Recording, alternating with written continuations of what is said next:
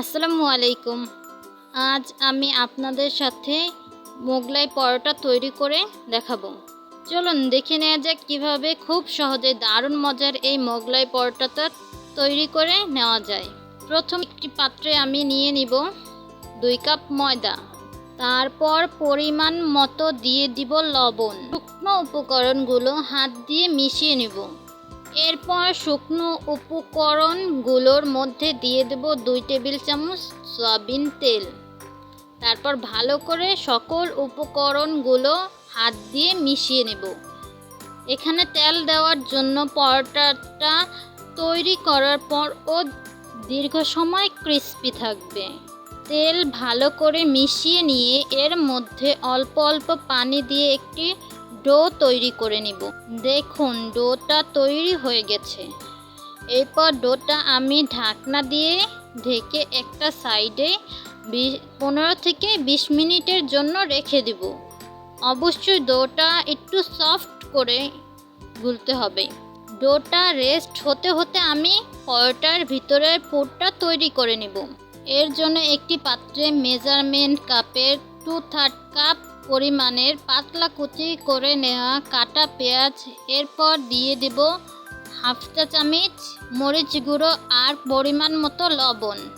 তারপর নরমাল তাপমাত্রায় রাখা 4টা ডিম দিয়ে দিব। তারপর ভালো করে সকল উপকরণগুলো হাত দিয়ে মিশিয়ে নেব। এখানে যতটুকু উপকরণ দিয়েছি তাতে 4টা মোগলাই পরোটা তৈরি হয়ে যাবে। আর এই পুরটা একটা সাইডে ঢেকে রেখে দিব। যে ডোটা আগে থেকে তৈরি করে রেখেছিলাম সেটাকে সমান 4 ভাগে ভাগ করে নেব। একটি ডো নিয়ে বাকি ডোগুলো ঢাকনা দিয়ে ঢেকে রাখবো। এটাকে ভালো করে গোল করে কিছুটা ময়দা দিয়ে একটি রুটি বেলে নেব। এই যে দেখুন রুটিটা এই রকম বেলে নিব। বেশি পাতলাও না বেশি মোটাও না, রুটিটা একটু বড় করেই বেলে নিব। এরপর রুটির মধ্যে করে রাখা পুরটা 4 ভাগের 1 ভাগ দিয়ে দিব। তারপর রুটি 4 পাশ দিয়ে এইভাবে ভাঁজ করে দিব।